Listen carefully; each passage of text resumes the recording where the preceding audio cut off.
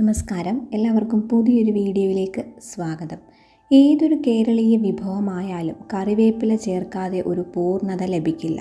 എന്നാൽ പലപ്പോഴും നമ്മൾ കടയിൽ നിന്ന് വാങ്ങുന്ന കറിവേപ്പില 1-2 ദിവസത്തിനുള്ളിൽ വാടിപ്പോവുകയോ അല്ലെങ്കിൽ നിറം മങ്ങുകയോ കേടാകുകയോ ഒക്കെ ചെയ്യാറുണ്ട്. വീട്ടമ്മമാർക്ക് വലിയ ഒരു വെല്ലുവിളിയാണ് കറിവേപ്പില വാടാതെ സൂക്ഷിക്കുക എന്നത്. മിക്കവരും ഫ്രിഡ്ജിൽ വെച്ചാകും ഇതിന് പരിഹാരം കാണുന്നത്. എന്നാൽ അധികം ദിവസമൊന്നും ഇത് കേടുകൂടാതെ ഇരിക്കില്ല. സാധാരണ ഫ്രിഡ്ജിൽ വെച്ചാൽ പോലും വളരെ വേഗം കേടാവുന്ന കറിവേപ്പില എങ്ങനെയാണ് അതിൻ്റെ പച്ചപ്പും ഗുണവും ഒട്ടും ചോർന്നു പോകാതെ കൂടുതൽ കാലം ഫ്രഷായി സൂക്ഷിക്കാൻ കഴിയുക? ഈ പ്രശ്നം പരിഹരിക്കാൻ സഹായിക്കുന്ന ചില പൊടിക്കൈകളുണ്ട്. ഇനി കറിവേപ്പില വാടിപ്പോകുമോ എന്ന് പേടിച്ച് വാങ്ങാതിരിക്കേണ്ട. കുറച്ചധികം വാങ്ങിയാലും വളരെ ഫ്രഷായി വാടാതെ കറുക്കാതെ കറിവേപ്പില മാസങ്ങളോളം നമുക്ക് സൂക്ഷിക്കാം. ഈ പ്രശ്നം പരിഹരിക്കാൻ സഹായിക്കുന്ന ചില പൊടിക്കൈകളിതാ.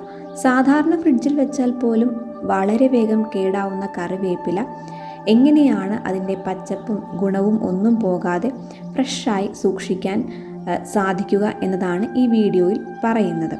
ദിവസവും കറിവേപ്പില കടയിൽ നിന്ന് വില കൊടുത്ത് വാങ്ങുന്നതിന് പകരം കയ്യിലുള്ളത് ശരിയായ രീതിയിൽ സൂക്ഷിച്ചാൽ മാസങ്ങളോളം ഇത് ഉപയോഗിക്കാം. കറിവേപ്പില കിട്ടിയാൽ ഉടൻ തന്നെ അത് നമ്മൾ നന്നായി കഴുകി വൃത്തിയാക്കാൻ മറക്കരുത്. വെള്ളത്തിൽ കഴുകി ടിഷ്യൂ പേപ്പറിലോ കോട്ടൺ തുണിയിലോ വെച്ച് ഈർപ്പം കളയണം. ഒട്ടും നനവില്ലാതെ വേണം കറിവേപ്പില സൂക്ഷിക്കാൻ. ചെറിയ ഈർപ്പം പോലും ഇലകൾ അഴുകുന്നതിന് കാരണമാകും. വായു സഞ്ചാരമില്ലാത്ത പാത്രത്തിലേക്ക് ഇത് മാറ്റി അല്ലെങ്കിൽ ഒരു സിപ്പ് കവറിലിട്ട് നമുക്കിത് സൂക്ഷിക്കാം. ഇലകൾ വേർപെടുത്താതെ തണ്ടോടുകൂടി വെച്ചാൽ കറിവേപ്പില ഏറെ നാൾ കേടുകൂടാതിരിക്കും. വിദേശത്തേക്കും മറ്റും പോകുന്നവർ ചെയ്യുന്ന പൊടിക്കൈയാണിത്. കറിവേപ്പില ഉണക്കി പൊടിച്ചും അവർ വെക്കാറുണ്ട്. അതായത് ഗൾഫിലൊക്കെ പോകുന്നവർ ഇങ്ങനെ ചെയ്യാറുണ്ട്. നല്ല വെയിലത്ത് വെച്ച് ഉണക്കിയെടുത്ത കറിവേപ്പില പൊടിച്ച് ഈർപ്പമോ വായുവോ കടക്കാത്ത പാത്രത്തിലാക്കി വേണമെങ്കിലും സൂക്ഷിക്കാം. ഇത് ഇഷ്ടപ്പെടുന്നവർക്ക് അങ്ങനെ വേണമെങ്കിലും ചെയ്യാം. അതായത് ചിലവർക്ക് പൊടി രൂപത്തിൽ ഇങ്ങനെ ആക്കി വെച്ച് കറികളിലൊന്നും ഇടുന്നത് ഇഷ്ടമല്ലാത്തവരുണ്ടാകാം. എന്നാൽ ഇഷ്ടമുള്ളവർക്ക് ഈ ഒരു രീതിയും തിരഞ്ഞെടുക്കാം.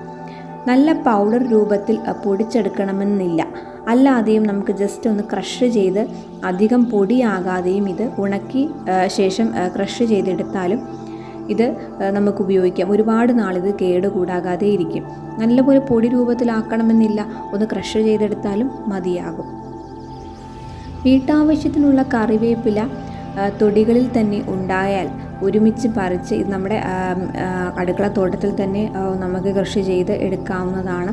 അപ്പോൾ നമ്മൾ ഒരുമിച്ച് എടുക്കുമ്പോൾ ഇത് പറിച്ച് നമുക്ക് ഇത്തരത്തിലും സൂക്ഷിക്കാം. തണ്ടിൽ നിന്ന് വേർപെടുത്തി കഴുകി തുടച്ച ഇലകൾ വായു കടക്കാത്ത ഒരു പ്ലാസ്റ്റിക് കവറിലാക്കി നമുക്ക് സൂക്ഷിക്കാം. ഇത് നമുക്ക് ഫ്രിഡ്ജിലും വെക്കാം.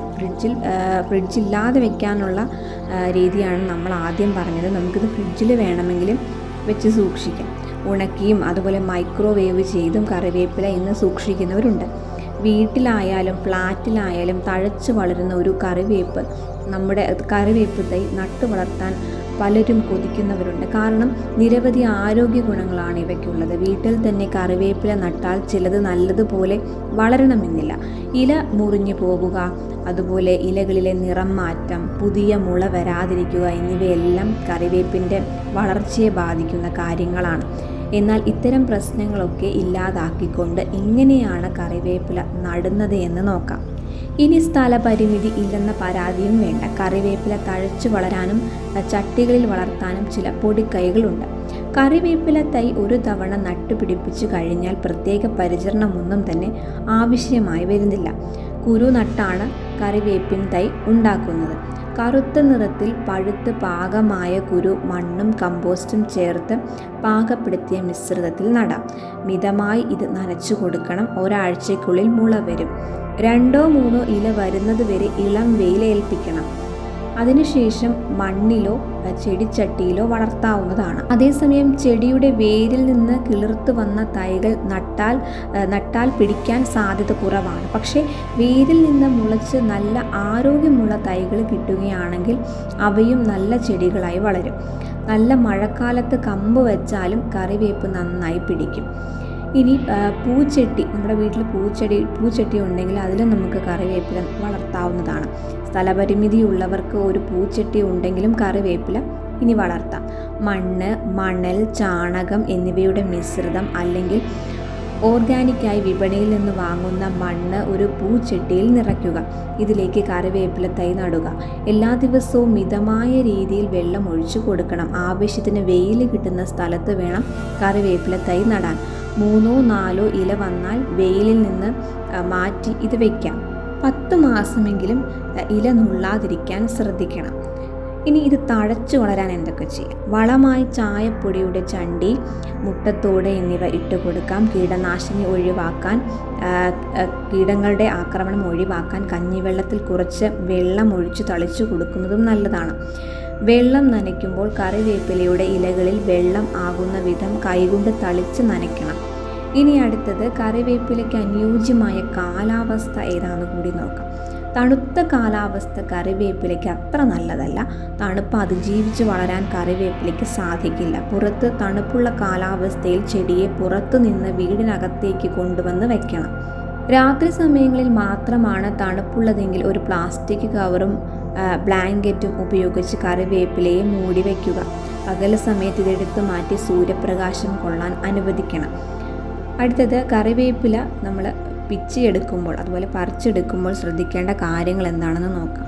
പലരും തോന്നിയതുപോലെയാണ് കറിവേപ്പില പറിച്ചെടുക്കാറുള്ളത്. എന്നാൽ ചിലരിത് മുകൾ ഭാഗം ഒടിച്ചെടുക്കുന്നവരുണ്ട്, തണ്ട് അടർത്തിയെടുക്കുന്നവരുണ്ട്, ഇനിയിപ്പോൾ ഇല മാത്രം എടുക്കുന്നവരുണ്ട്. എന്നാൽ കറിവേപ്പില ഇത് പറിച്ചെടുക്കുമ്പോൾ പ്രത്യേകം ശ്രദ്ധിക്കേണ്ട ചില കാര്യങ്ങളുണ്ട്. തണ്ട് പൊട്ടിക്കുക, ഇല ഊരിയെടുക്കുക, ശിഖരം പൊട്ടിക്കുക എന്നിങ്ങനെയൊന്നും നമ്മൾ ചെയ്യാൻ പാടുള്ളതല്ല. ചെടിയുടെ തലപ്പത്ത് കത്തിയോ കത്രികയോ കയ്യോ കൊണ്ട് മുറിച്ചെടുക്കാവുന്നതാണ്. ചെടിയുടെ അടിയിൽ നേരിട്ട് സൂര്യപ്രകാശം തട്ടാതെ സംരക്ഷിക്കുന്നതാണ് നല്ലത്. ഇത്തരം കണ്ടന്റുകൾ നിങ്ങൾക്ക് ലഭിക്കാൻ ഈ ചാനൽ സബ്സ്ക്രൈബ് ചെയ്യുക. എല്ലാ വീഡിയോയും നിങ്ങൾക്ക് ലഭിക്കാൻ ബെൽ ഐക്കൺ കൂടി ക്ലിക്ക് ചെയ്യുക.